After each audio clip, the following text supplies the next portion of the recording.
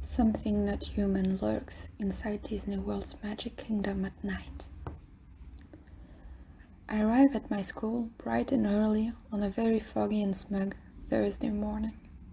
Today was the day of the highly anticipated senior trip to Disney World. Towards the end of the year, seniors get to choose between going to Disney World in Orlando or visiting Niagara Falls. It is almost always Disney World every year.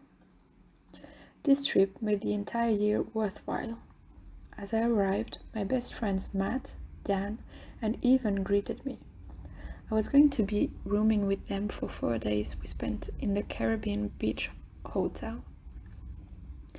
I jumped out of the car, wiping the crust from my eyes, and I wheeled my suitcase inside after hugging my dad and saying goodbye.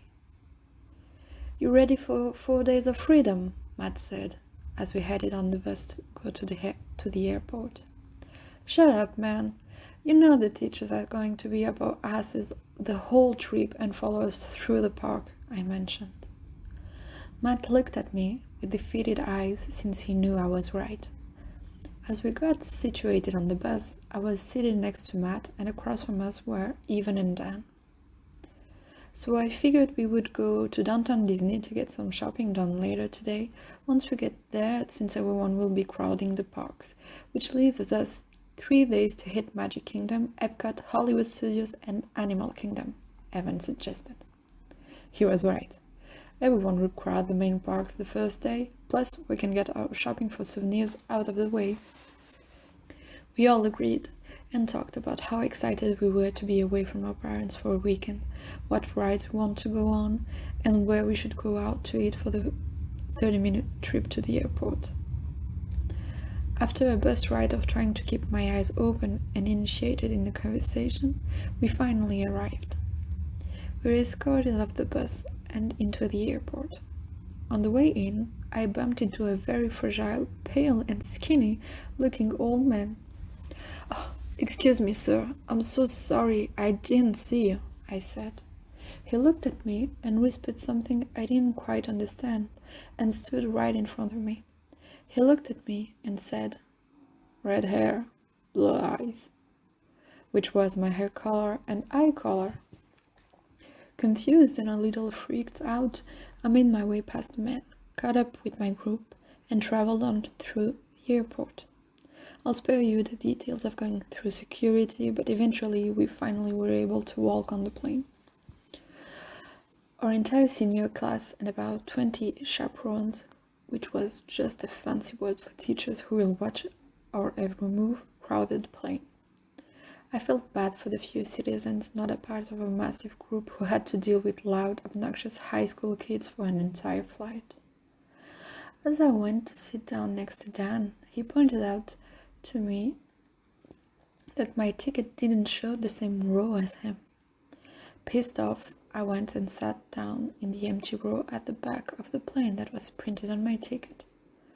I wondered what Dan, Evan, and Matt were talking about.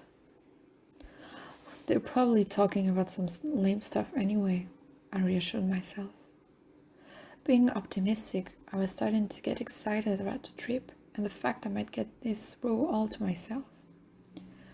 My hopes were soon crushed as I saw that same old and fragile man come limping down the aisle.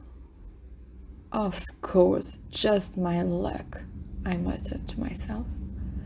Just as I suspected, he sat right next to me. I didn't say hello, mainly because my stomach was in knots due to this man's ghostly appearance. No words were exchanged to each other the entire flight. I don't like making conversation anyway, so I didn't mind. The flight would have been relatively normal for my standards if I went for that old man whispering the words "Magic Kingdom" to himself the entire flight. Although weird, I just assumed the guy loved the Magic Kingdom. Once I heard the pilot announce we were landing, I was relieved to get away from this man. As I practically leapt out of my seat, I felt a cold hand grasp my wrist. I looked down in pure shock to the man with a sinister look on his face. I broke my wrist free and told him aggressively to never lay a finger on me again. I quickly walked through the plane, butting ahead of people, fearing that man was following me. I finally found my group as we got off the plane and told them what happened. "Stop lying to try and make us feel bad. It's not our fault you were in a different row," Dan said. Realizing it wasn't worth arguing, I brushed him off and moved to baggage claim with them. Again, I'll spare you the details of the airport experience, but we eventually arrived at our hotel, Caribbean Beach. Once the teachers showed us our rooms, we quickly put our suitcases in our rooms and hurried out the door. The teachers made an announcement saying we won't let back in the rooms until 11 p.m. Seeing it was 3 p.m. now, we figured we would have plenty of time to shop. We were waiting for the bus to come pick us up and take us to downtown Disney, where all the shopping outlets were located. As I was getting on the bus, I realized I left my phone and wallet in our room. I told them to leave me here and then just catch the next bus. Considering the buses come every 3 minutes to various places, I didn't think I'd have to wait long. They all mutually agreed, and Dan said with a smirk, "Call us when you get there and watch out for the big scary man from the plane." I brushed off again and hustled back to the room. I got the key card from the teacher that was in charge of the block of rooms I was in and got my belongings. As I jogged back to the bus stop, I saw there was a bus waiting that said Downtown Disney on the destination. "Perfect," I muttered to myself. It was only 3:22, which means I didn't lose much time. I jumped on and looked up the driver and said thank you. As I sat down, I looked forward and felt my stomach drop. The man from the airport and the plane was sitting across from me, looking directly into my eyes with his dark, soulless eyes. The bus started to move, and as he stared at me, I looked back at him and completely lost my temper on him. "Hey man, I said I'm sorry for bumping into you at the airport. What's your deal? Can you please stop following me? I'm so tired of seeing you. You're creeping me the hell out." Once I said that, his eyes quickly shifted to anger, like the ones when he was grabbing my wrist. I felt kind of bad, but I justified my actions because he was definitely being weird. In the midst of my thoughts, the old man lifted his long and pointy fingers at me and started to say, "Magic Kingdom," over and over. I was getting extremely paranoid because the man was getting louder. During this time, I felt the bus accelerating faster and faster. It seemed the louder the man got, the faster the bus moved. I yelled out to the bus driver for help, but when I looked up, I saw in disbelief that there was no bus driver, and we were driving at an unnatural speed in what looked like the dead of night. My ears were deafened by this man's ugly scream. I covered my ears and hit the floor hard. As these events unfolded, the screaming stopped. I shot up to grab the man, but he was gone. The bus isn't moving anymore. I quickly pulled out my phone to try and call someone, but my phone won't unlock. All it displayed was the time. The time was 2:42 a.m. I rubbed my eyes and pinched myself to look again. 2:42 a.m. Horrified, I heard the bus door open abruptly. Once it was open, I looked outside and saw none other than the Magic Kingdom. But something was off. All the lights were on, and I heard loud, distorted theme park music playing from inside the park. I got off the bus and felt the humid air hit my body. The park should be closed this late at night, I told myself. As I tried to collect my thoughts, I heard Matt call out from the gates of the park. "Mike, we're over here! Where the hell were you, man? We waited all day!" Distraught at his remark, I yelled, "Matt, what is going on here?" Right after I said that, out of nowhere, I heard loud footsteps trotting behind me. I snapped my head around to see an inhumanly tall figure chasing me with unreal strides. I yelped out in fear as it chased me to the front gates of the park. I gasped in horror at the locked gates and accepted my fate as the footsteps got closer and closer. Right before they got to me, everything stopped. The footsteps, the music, the lights, everything. I quickly realized Matt, or any of my friends for that matter, were not at the gates. I yelled out, hoping for a reply, but was greeted with nothing but silence while the front gates flew open. My eyes grounded at a dead, empty park.